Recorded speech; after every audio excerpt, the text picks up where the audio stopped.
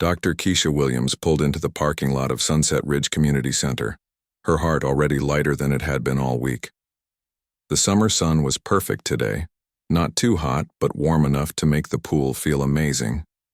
She looked in her rearview mirror at her 8-year-old daughter Maya, who was practically bouncing in her car seat with excitement. "Mom, can we go to the deep end today, please?" Maya asked for the 10th time since breakfast. Her new purple swimming goggles were already perched on top of her head, and she clutched her favorite unicorn floaty like it was treasure. "We'll see, baby girl." "Let's start in the shallow end and work our way up," Keisha replied, grabbing their pool bag from the passenger seat. After 6 years of medical school and residency, she had finally graduated as a pediatrician just 2 months ago. This was their first real chance to enjoy summer together without Keisha buried in textbooks or rushing off to the hospital. As they walked toward the pool entrance, Keisha felt that familiar awareness creep in. Sunset Ridge was a beautiful gated community, the kind of place she had dreamed of raising Maya when she was struggling through med school. But being one of only 3 black families out of nearly 200 homes meant she never quite felt invisible. Not in a bad way necessarily, but people noticed. They remembered her. Sometimes that was nice, like when neighbors waved and asked about her work at the children's hospital. Other times it felt heavy. Today was supposed to be different, though. Today was just about Maya's joy and maybe getting some sun herself. The community pool was gorgeous, with crystal blue water that sparkled in the afternoon light. There were separate areas for lap swimming, a kiddie pool with fun water features, and plenty of lounge chairs scattered around for parents. Maya immediately ran toward the kiddie area, but Keisha called her back. "Hold on, let me get us checked in first," she said, pulling out her access card and scanning it at the gate. The light turned green and clicked open. Maya danced impatiently as Keisha signed them in on the clipboard that hung by the entrance. They found 2 lounge chairs near the kiddie pool, and Keisha started unpacking their things. Sunscreen, towels, Maya's collection of pool toys, and a book she was hoping to actually read for pleasure instead of medical journals. Maya was already stripped down to her bright pink swimsuit, dancing from foot to foot on the hot concrete. "Sunscreen first, then pool," Keisha said, and Maya groaned dramatically but stood still while her mom applied SPF 50 to every inch of exposed skin. "Can I go in now?" "Can I? Can I?" Maya asked the second Keisha finished with the sunscreen. "Go ahead, baby." "Stay where I can see you." Maya took off like a rocket toward the kiddie pool, and Keisha couldn't help but smile. This was exactly what they both needed. She settled into her chair and opened her book, one eye always on Maya, who was already making friends with 2 other kids around her age. The pool area was moderately busy for a Saturday afternoon. A few families were scattered around. Some teenagers were playing volleyball in the main pool, and several people were doing laps in the designated swimming lanes. It felt peaceful, normal. Keisha let herself relax for the first time in weeks, but after about 20 minutes she started noticing something odd. There was a woman across the pool area who kept looking in their direction. Not just casual glances, but focused staring. The woman was probably in her 60s with short gray hair and a floral cover-up over her swimsuit. Every time Keisha looked up from her book, the woman seemed to be watching them. At first, Keisha tried to ignore it. Maybe the woman was just admiring how cute Maya was, splashing around with her new friends. Kids were naturally entertaining to watch, but the staring continued, and it wasn't the warm kind of attention you'd give to adorable children playing. It felt different, uncomfortable. The woman pulled out her phone and appeared to be making a call, still looking in their direction. Keisha felt her stomach tighten a little. She'd learned to trust her instincts about these things over the years. Something was off. Maya ran over, dripping wet and grinning. "Mom, did you see me go underwater? I held my breath for like a whole minute." "That was amazing, sweetheart." "You're getting so good at swimming," Keisha said, trying to keep her voice light and normal. Maya didn't need to pick up on any tension. "Can we get snacks from the vending machine?" Maya asked, pointing to the snack area near the pool office. "In a little bit. Why don't you play for another few minutes first?" Maya skipped back to the pool and Keisha glanced across the area again. The woman was now walking toward the pool entrance, still on her phone. She was speaking urgently, gesturing in their direction. Keisha's medical training had taught her to stay calm under pressure, but this was different. This wasn't a medical emergency she could diagnose and treat. This was something else entirely. She tried to refocus on her book, but the words blurred together on the page. Her peaceful Saturday was starting to feel like something else. The sun that had felt so warm and welcoming now seemed too bright, too exposing. Other people around the pool were just enjoying their day, unaware of whatever was building across the concrete deck. Maya's laughter rang out as she played with her new friends, completely innocent and unaware. Keisha wanted to protect that joy, that feeling of belonging and safety that every child deserved to feel. But 34 years of life had taught her that sometimes the world had other plans. The woman with the gray hair was now standing by the pool gate, no longer on her phone but watching and waiting. For what? Keisha didn't know. But the knot in her stomach told her she was about to find out. She closed her book and sat up straighter in her chair, every sense alert. Whatever was coming, she would handle it calmly and protect Maya's perfect afternoon as much as possible. She just hoped it was nothing, hoped her instincts were wrong this time, but deep down, she knew better. The woman with gray hair was walking, straight toward them now, and Keisha could see the determination in her stride. This wasn't going to be a friendly introduction or casual neighborhood chat. Keisha's medical training kicked in automatically. Assess the situation, stay calm, protect the patient. In this case, the patient was Maya, who was still playing happily, in the kiddie pool, completely unaware that storm clouds were gathering. "Excuse me," the woman called out when she was still about 10 feet away. Her voice was sharp, authoritative. "Excuse me, I need to speak with you." Keisha stood up slowly, placing herself between the woman and the pool where Maya was playing. "Hi there, is everything okay?" The woman stopped right in front of Keisha's chair, hands on her hips. Up close, Keisha could see she was probably in her early 60s, with perfectly styled hair and expensive jewelry. Her floral cover-up looked like it cost more than most people spent on groceries in a month. "I'm Patricia Caldwell. I live on Maple Street and I want to know what you're doing here." Keisha blinked, confused. "I'm sorry. What do you mean?" "Don't play dumb with me," Patricia snapped. "I know exactly who you are. You've been sneaking into our pool all summer, making a mess, leaving your trash everywhere. Well, I've had enough. I've called the police and they're on their way." The words hit Keisha like a physical blow. She felt her mouth open slightly, but no sound came out for a moment. This was so far from anything she had expected that her brain struggled to process it. "I think there's been a misunderstanding," Keisha said carefully. "I live here, in the community. We're members," Patricia scoffed. "Right. And I suppose you have proof of that?" "Of course I do." Keisha reached into her pool bag and pulled out her wallet. Her hands were steady. Years of medical emergencies had taught her to function under pressure. But inside, her heart was racing. She pulled out her access card, her driver's license showing her Sunset Ridge address, and her HOA membership card. Patricia barely glanced at them. "Those could be fake. You people are always trying to get into places you don't belong." The words hung in the air like poison. Keisha felt something cold settle in her chest. She had been hoping this was just a misunderstanding, a case of mistaken identity that could be cleared up with a simple conversation. But now she understood. This wasn't about proof or membership cards. This was about something much deeper and much uglier. "Ma'am, I can assure you that these documents are real. I'm Dr. Keisha Williams. I live at 847 Sunset Ridge Drive. I've been a member of this community for 3 years." "Doctor?" Patricia's laugh was harsh. "Right. Look, I don't know what kind of scam you're running, but I've seen you here before, multiple times, sneaking in after hours, leaving beer bottles by the pool, playing loud music. The HOA has been getting complaints for weeks." Keisha felt like she was in some kind of bizarre alternate reality. Everything Patricia was describing was completely foreign to her. She rarely drank, certainly never at the community pool.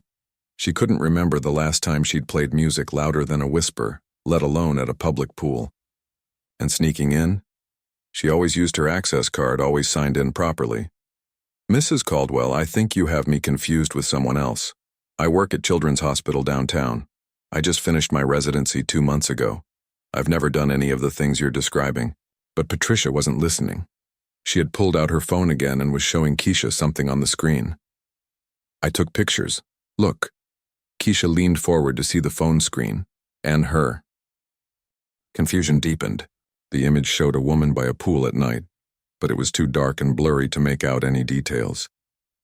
The person could have been anyone, any race, any age, any height. It was basically a shadow figure. I can't really see anything in this photo, Keisha said honestly.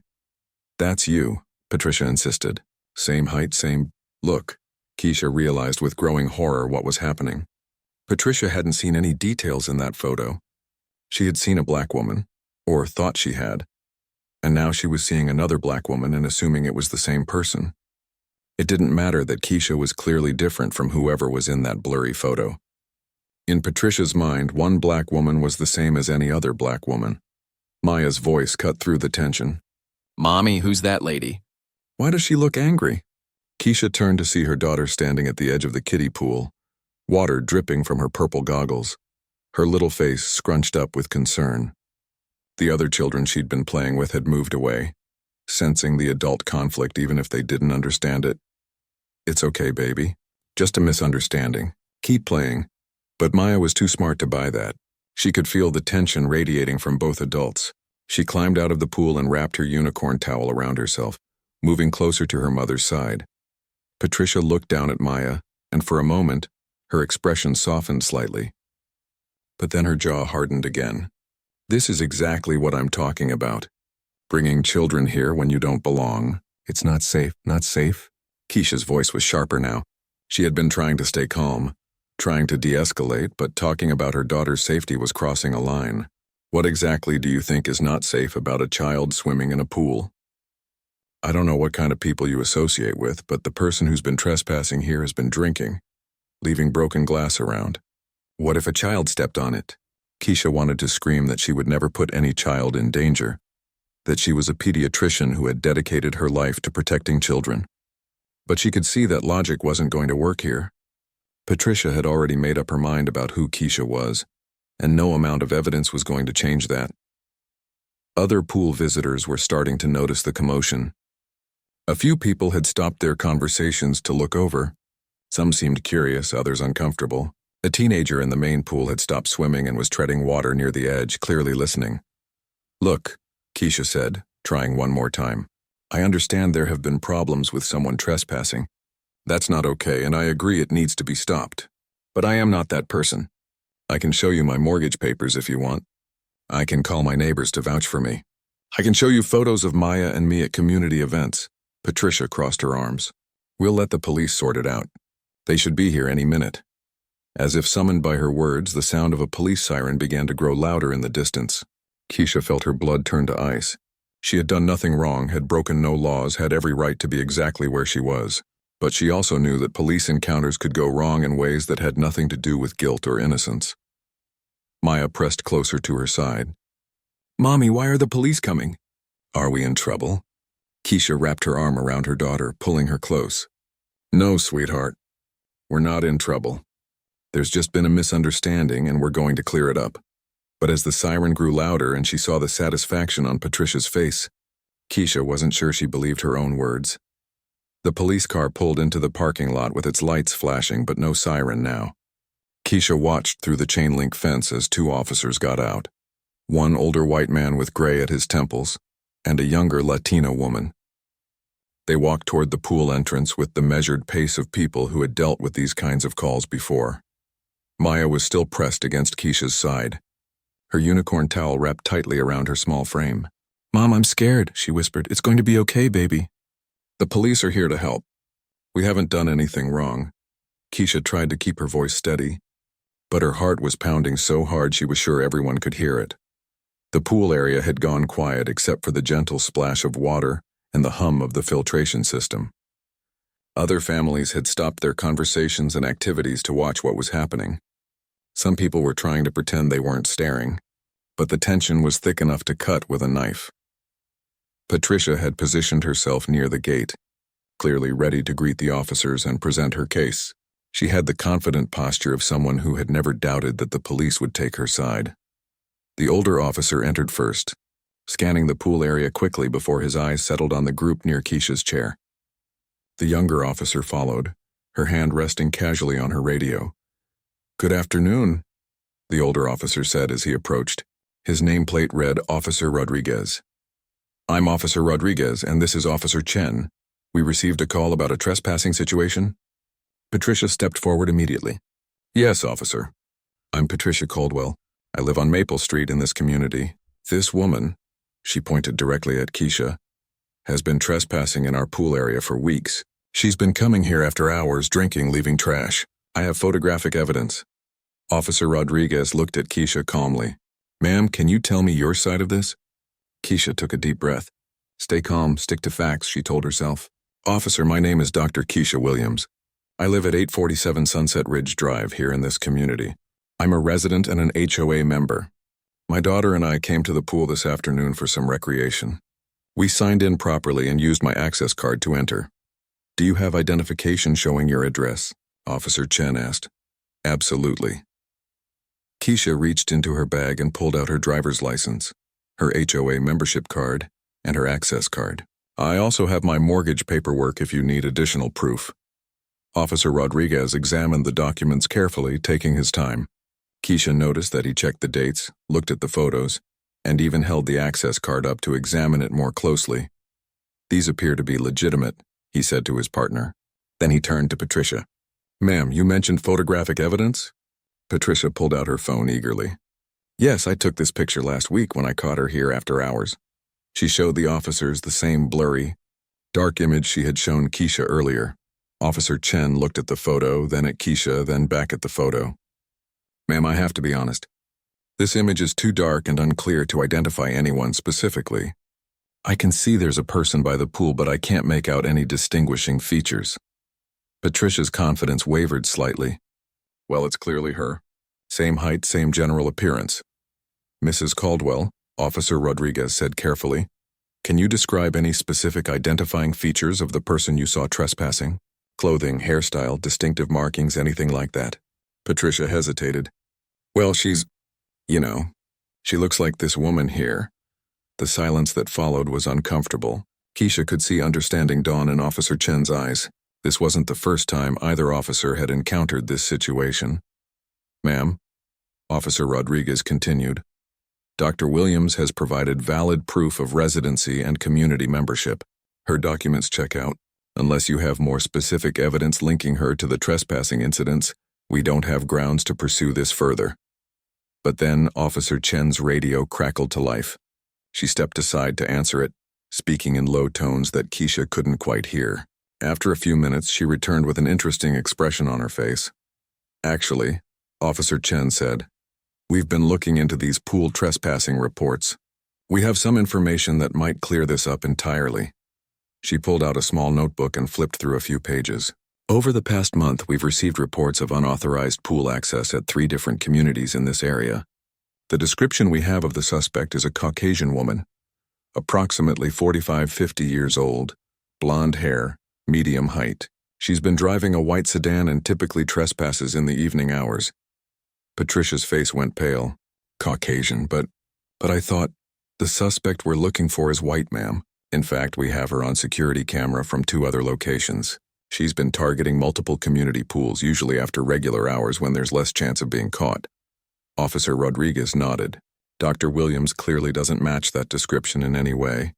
And given that she's a legitimate resident with proper access, there's no basis for these accusations." Keisha felt a mixture of relief and anger wash over her. Relief that the truth was finally coming out, but anger that it had taken police intervention to make Patricia listen to what should have been obvious from the beginning. Maya tugged on her mother's swimsuit cover. "Does this mean we can swim now?" The innocent question cut through the tension like a knife. Here was an 8-year-old child who just wanted to enjoy the pool, whose perfect afternoon had been shattered by adult prejudice and assumptions. Patricia was staring at the ground now, the reality of her mistake beginning to sink in. I was just trying to protect our community." "I understand your concern for community safety," Officer Chen said diplomatically.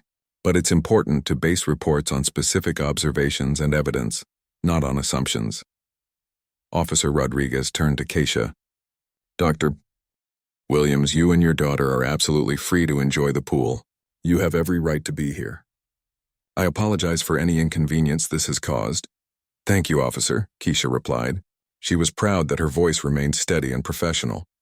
As the officers prepared to leave, a few other pool visitors started to approach. A man in his 50s walked over, looking embarrassed. Dr. Williams? I'm Robert Chen, no relation to the officer, he said with a slight smile. I live on Oak Street. I just wanted to say I'm sorry this happened, and I wanted to thank you again for volunteering at the community health fair last month. My wife got her blood pressure checked by you, and you caught something her regular doctor had missed. Another woman, this one with 2 young children in tow, joined them. You're the pediatrician at Children's Hospital, right? Dr. Rodriguez in the emergency room there is my sister. She's mentioned you before. Said you're one of the best doctors they have. Keisha felt tears prick at her eyes, but these were different tears than the ones she had been fighting earlier. These were tears of relief, of community, of being seen as who she actually was rather than who someone had assumed her to be. Patricia was still standing nearby, looking smaller somehow than she had when this whole thing started. The confidence and righteous anger had drained out of her, replaced by something that looked like shame.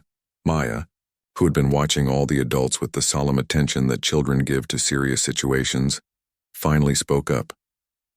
Can we please swim now? The pool looks really nice. Keisha laughed, and the sound surprised her.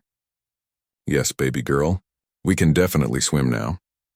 As word spread through the community about what had happened at the pool, Keisha found herself at the center of conversations she never expected to have. The incident occurred on a Saturday, and by Sunday morning, her phone was ringing with calls from neighbors she barely knew. The first call came from Janet Kim, who lived 3 houses down from Keisha on Sunset Ridge Drive. Dr. Williams, I heard about yesterday and I'm absolutely horrified. I can't believe Patricia did that to you and Maya. Is there anything I can do? More calls followed throughout the day. Some neighbors wanted to apologize on behalf of the community. Others shared their own stories of times when they had witnessed or experienced unfair treatment. A few admitted they had seen Patricia acting strangely lately, making comments about certain people who didn't belong in the neighborhood. Maya seemed to bounce back from the incident faster than her mother did. She spent Sunday morning asking when they could go back to the pool and whether her new friends would be there. Children, Keisha reflected, had an amazing ability to move forward when adults couldn't let go of yesterday's pain. On Monday morning, Keisha was getting ready for work when her doorbell rang. Through the peephole, she saw a man in his 60s wearing a polo shirt with the HOA logo. She recognized him as David Park, the HOA president, though they had never formally met. Dr. Williams, I'm David Park from the Homeowners Association. I was wondering if we could talk for a few minutes. Keisha invited him in, offering coffee, which he gratefully accepted. Maya was finishing her breakfast before day camp, and she waved shyly at the visitor. First, David said, I want to personally apologize for what happened on Saturday. What Patricia did was completely unacceptable, and it doesn't represent the values of our community. I appreciate that, Mr. Park. Please, call me David. And I wanted you to know that the HOA board held an emergency meeting yesterday evening. We've decided to implement some new policies to prevent anything like this from happening again. He pulled out a folder and set it on Keisha's kitchen table. We're requiring that any complaints about trespassing or rule violations be accompanied by specific evidence before we involve law enforcement. We're also organizing community events designed to help neighbors get to know each other better. Keisha was impressed by how quickly they had responded, but she had questions. What about Patricia? Is there any consequence for making a false report? David sighed. That's complicated. Technically, she didn't file a false police report because she genuinely believed you were trespassing. But we've had a long conversation with her about the impact of her actions. She's quite shaken up about the whole thing, actually. Maya finished her cereal and ran upstairs to brush her teeth, leaving the adults to talk more freely. The truth is, David continued, Patricia has been struggling since her husband died last year. She's become increasingly paranoid about security and change in the neighborhood. That doesn't excuse what she did, but it might explain some of it. Keisha nodded. As a doctor, she understood how grief and fear could make people act in ways that were completely out of character. She asked if she could speak with you sometime. To apologize properly. No pressure at all. I told her that decision was entirely up to you. Before Keisha could respond, her phone rang. The caller ID showed Children's Hospital.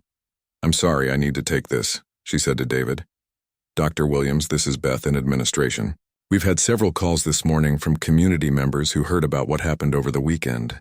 They're all praising your professionalism and wanting to know how they can support the hospital's programs." After she hung up, David was smiling. Word travels fast in a small community like this, and from what I'm hearing, people are pretty impressed with how you handled yourself. The next few days brought more surprises. On Tuesday, Keisha found a beautiful bouquet of flowers on her doorstep, with a card signed by 12 neighbors she had never met. On Wednesday, 3 different families invited Maya for playdates. But the biggest surprise came on Thursday evening, when Keisha was working in her front garden and saw Patricia walking slowly up her driveway. The older woman looked nervous, carrying a small gift bag in her hands. "Dr. Williams," Patricia said quietly, "I know you have every right to tell me to leave, but I was hoping we could talk." Keisha straightened up, brushing dirt off her gardening gloves. Part of her wanted to send Patricia away, to protect herself and Maya from any more drama. But another part of her, the part that had been trained to heal rather than harm, was curious. "What did you want to say?" Patricia's eyes filled with tears. "I want to say I'm sorry. Not just sorry that I was wrong about who you were, but sorry for how I treated you. Sorry for the assumptions I made. Sorry for scaring your little girl." She held out the gift bag. "This is for Maya. It's a pool toy I saw at the store. I hoped maybe she might like it." Keisha accepted the bag but didn't open it. "Patricia, can I ask you something? What did you see when you looked at me that day?" Patricia was quiet for a long moment, tears rolling down her cheeks. "I saw what I expected to see instead of what was actually there. I saw my own fears instead of a mother and daughter having fun at the pool. I saw a stranger instead of a neighbor." It was an honest answer, and Keisha appreciated that. "I've been doing a lot of thinking since Saturday," Patricia continued. "About why I was so quick to assume the worst. About why I didn't listen when you tried to explain. I don't like what I discovered about myself." Maya came running out of the house at that moment, having heard voices through the screen door. She stopped short when she saw Patricia, moving closer to her mother's side. "Hi, sweetie," Patricia said gently. "I brought you something. It's an apology gift because I was very wrong the other day." Maya looked up at her mother, who nodded. Maya opened the bag and pulled out a beautiful mermaid tail for swimming, complete with matching goggles. "Wow," Maya breathed. "This is so pretty. Thank you. You're very welcome. And Maya, I want you to know that what happened wasn't your fault or your mom's fault. It was my mistake, and I'm very sorry." Maya considered this with the seriousness that 8-year-olds bring to important matters. "Are you going to be nice to us at the pool now?" "I'm going to be better than nice. I'm going to try to be a good neighbor." After Patricia left, Maya held up her new mermaid tail. "Mom, can we try this at the pool tomorrow?" Keisha smiled. "Absolutely. And Maya, what do you think about Mrs. Patricia now?" Maya thought for a moment. "I think she made a big mistake, but she said sorry and she meant it. And she brought me a really cool present. Maybe people can change if they try hard enough." Out of the mouths of babes, Keisha thought. Maybe healing really was possible. Even after something as painful as what had happened, maybe community wasn't just about living in the same neighborhood, but about choosing to see each other as human beings worthy of respect and understanding. That night, as she tucked Maya into bed, her daughter asked, "Mom, are we going to be friends with Mrs. Patricia now?" "I don't know yet, baby. But maybe we can be good neighbors." Sometimes that's a good place to start. 6 months later, the same pool that had been the site of such tension and misunderstanding was buzzing with excited energy for a completely different reason. Colorful banners hung from the fence.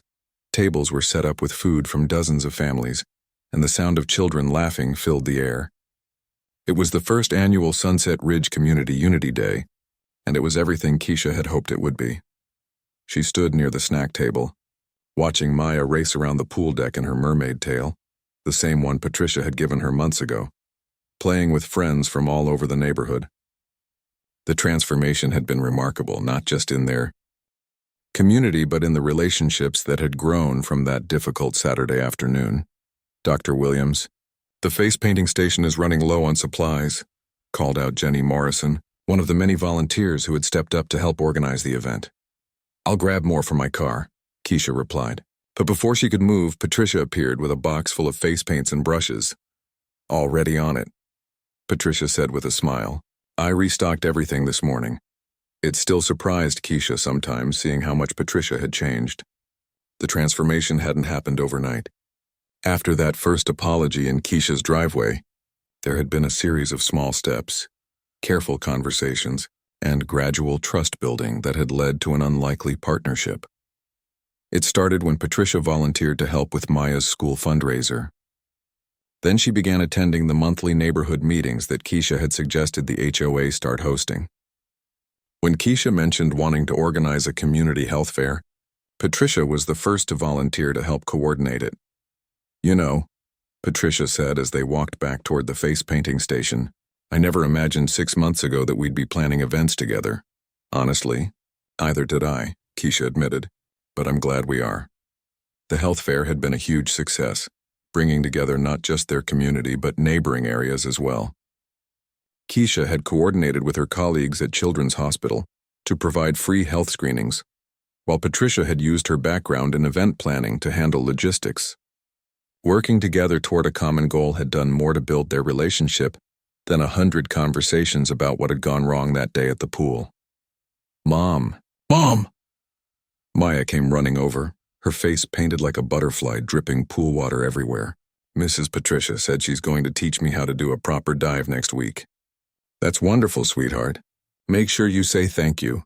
Thank you, Mrs. Patricia. Maya threw her wet arms around Patricia's waist in a spontaneous hug before running back to the pool. Patricia laughed, even though her shirt was now soaked. That kid has more energy than 5 adults. Tell me about it. I can barely keep up with her. The Unity Day event had been Patricia's idea, actually. About 3 months after their initial confrontation, she had approached Keisha with a proposal. I want to do something that brings the community together, she had said. Something that shows we're better than what happened that day. They had spent weeks planning together, meeting at each other's houses, discussing details over coffee and gradually becoming friends. Patricia had shared stories about her late husband and her fears about being alone. Keisha had talked about the challenges of being a single mother and building a medical career. The event was bigger than either of them had imagined it would be. Nearly every family in Sunset Ridge had contributed something: food, decorations, time, or money. There were games for kids, live music from a local band, and information booths about various community resources. David Park, the HOA president, took the microphone at the makeshift stage they had set up near the deep end of the pool. 6 months ago, this pool was the site of a misunderstanding that could have divided our community, he said, his voice carrying across the water. Instead, it became the catalyst for something beautiful. It brought us together and reminded us that we're not just neighbors sharing a zip code. We're a community of people who care about each other. He gestured toward Keisha and Patricia, who were standing together near the edge of the crowd. I want to thank Dr. Keisha Williams and Patricia Caldwell for showing us what it looks like to turn conflict into connection and misunderstanding into friendship. The applause was warm and genuine. Keisha felt tears prick her eyes, but these were good tears, healing tears. Later, as the sun began to set and families started cleaning up, Patricia and Keisha found themselves sitting on the edge of the pool, their feet dangling in the water. Maya was still swimming with a few other kids whose parents weren't quite ready to call it a day. You know what the strangest part of all this is? Patricia said. What's that? I spent so much time worried about strangers and outsiders that I forgot to get to know the people who were already here. I lived 2 streets away from you for 3 years and never even introduced myself. Keisha nodded. I think a lot of us are guilty of that. We get so busy with work and our own lives that we forget to build actual relationships with the people around us. The real trespasser, by the way, Patricia said with a rueful smile, turned out to be Linda Hartman from the next subdivision over. They caught her last month at the Willowbrook community pool. Blonde hair, white sedan, just like the police described. How did she even get access cards? Her ex-husband's girlfriend lived in one of these communities and gave Linda her card before they broke up. Linda figured she could use pools all over town before anyone caught on. They sat in comfortable silence for a while, watching their children play. The pool area was mostly clean now, with just a few families packing up the last of their belongings. "Patricia," Keisha said eventually, "can I ask you something?" "Of course." "What do you think would have happened if we hadn't worked through this? If we had just stayed angry with each other?" Patricia considered the question seriously. "I think I would have stayed afraid and suspicious. I think you would have felt unwelcome in your own community. And I think Maya would have grown up thinking this neighborhood wasn't really home. And now Maya has friends on every street. You're the most respected person in the and I'm learning that being part of a community means being vulnerable enough to admit when you're wrong and brave enough to do better." Maya swam over to the edge of the pool where they were sitting. "Are you guys talking about grown-up stuff?" "Sort of," Keisha said. "We're talking about how sometimes bad things can turn into good things if people try hard enough. Like how you and Mrs. Patricia became friends even though she was mean to us at first." "That's exactly right, sweetheart." Maya nodded sagely. "I think that's the best kind of friendship. The kind where you have to work for it." As they gathered their things to leave, Patricia stopped by Keisha's car. "Same time next week for planning the fall festival?" "Absolutely. My house or yours?" "Yours. I'll bring the coffee."